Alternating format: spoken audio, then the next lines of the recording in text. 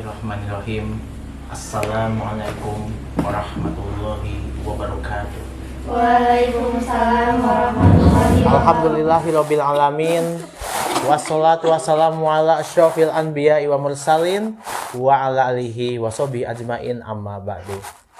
Bapak Ibu sekalian dan anak-anak siswa-siswi MI dan MT Sejahtera dan tentunya para sobat yang ada di sini, gimana kabarnya? Semoga kita semua menjalankan puasa dengan penuh semangat. Amin ya robbal alamin. Sobat yang dirahmati Allah, pada kesempatan ini kita akan membahas terkait meraih ketakwaan di bulan suci Ramadan.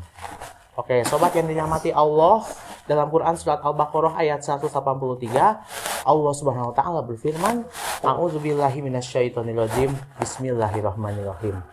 Ya ayyuhalladzina amanu kutiba alaikumusiyam kama kutiba alal ladzina min qablikum la'allakum tattaqun. Shadaqallahul adzim. Ya ayyuhalladzina amanu, wahai orang yang beriman, kutiba alaikumusiyam, diwajibkan atas kamu berpuasa kama kutiba alal ladzina min qablikum, sebagaimana diwajibkan atas orang-orang sebelum kamu, supaya apa? La'allakum tattaqun, agar kamu bertakwa. Nah, segala yang diperintahkan Allah dan menjauhi segala larangannya, gitu ya. Tadi paham ya, sobat? Oke. Kita lihat di zaman sekarang ya. Masih banyak orang yang berpuasa di sekitar kita, namun tidak sedikit juga yang masih berbicara kotor, sok ngabuli batur, terus sok bercanda yang tidak benar, gitu ya. Itu masih hal kecil begitu ya. Belum lagi dilihat di media massa masih banyak kasus-kasus kejahatan ya, seperti pencurian, perampokan, pembunuhan, dan lain sebagainya. Nauzubillahi min dzalik. Bulan puasa yang seharusnya diisi dengan hal-hal yang bermanfaat untuk ibadah dan lain sebagainya, justru dinodai dengan hal-hal yang buruk seperti itu. Bahkan Rasulullah SAW sampai bersabda, Rubba so'imin laisalahu min siyamihi ilal ju'u wal atos. Betapa banyak orang yang berpuasa namun tidak mendapatkan apa-apa dari puasanya itu kecuali lapar dan dahaga. Sayang sekali ya sob, kalau kita berpuasa namun masih melakukan hal-hal yang dilarang Allah. Seperti apa sih yang bisa mengurangi pahala puasa atau bahkan bisa membatalkan pahala puasa? Ngabohong, ngagibah, ngomongkeun batur, kemudian namimah atau fitnah ya, membuat janji palsu. Nah, sok sahanu yang bikin janji palsu siapa? Dan yang terakhir adalah mengumbal nafsu syahwat. Nah, ini 5 hal ini yang justru dapat membatalkan pahala puasa.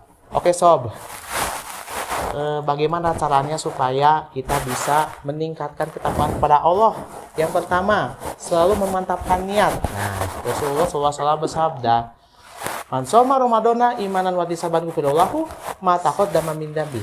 Barang siapa yang melaksanakan ibadah puasa di bulan Ramadan dengan niat mengharapkan ridho dan ampunan Allah, maka Allah akan mengampuni dosa-dosa kita yang telah berlalu. Nah, mau dosa-dosa kita diampuni? Ya, semoga dosa-dosa kita diampuni. Amin ya. Yang kedua, senantiasa meminta perlindungan kepada Allah dari segala mara bahaya, dan tentunya kita senantiasa berdoa supaya dihindarkan dari siksa api neraka. Dan yang terakhir, jangan lupa juga sobat untuk senantiasa mengerjakan amalan-amalan sunnah seperti sholat tarawih, kemudian bersedekah, tadarus Al-Quran, dan lain sebagainya. Semoga bermanfaat kajian kita kali ini. Ubur-ubur ikan lele, siapa yang mau bertanya, Le? Ya. Nah, tadi sudah dikatakan tadi ya. Berpuasa itu harus suci dari segala bentuk maksiat, termasuk pacaran. Nah, maka pacaran mau pada saat puasa ataupun tidak, tetap tidak diperbolehkan gitu. Karena termasuk perbuatan yang dilarang oleh Allah Subhanahu wa taala. Seperti itu ya. Oke, ada lagi? Ya. Dalam hadis Rasulullah itu kan setan-setan dibelenggu, sedangkan tidak sedikit orang-orang melakukan dosa. Mengapa demikian? Nah, ini kaitannya dengan manusia ya, karena manusia tidak pernah luput dari kesalahan dan dosa, sehingga disadari atau tidak bisa saja melakukan dosa. Yang kedua, tingkat keimanan tiap orang itu beda. Ada imannya itu yang rendah, ada yang tinggi gitu ya. Nah, dan perlu diketahui juga ada 3 tingkatan puasa. Pertama, puasa am atau puasa umum, hanya menahan lapar dan haus saja. Yang kedua, puasa khusus. Puasa khusus yaitu puasa yang selain makan dan minum juga menahan lisan dari hal-hal yang buruk dan senantiasa menjaga maksiat. Dan yang ketiga, puasa khusus, puasa yang lebih khusus yaitu puasa hati, menahan hati dari segala perilaku dengki, sombong, takabur dan lain sebagainya. Dan yang tingkatan yang ketiga ini puasanya lebih tinggi gitu ya. Dan ini yang disukai oleh Allah Subhanahu wa taala.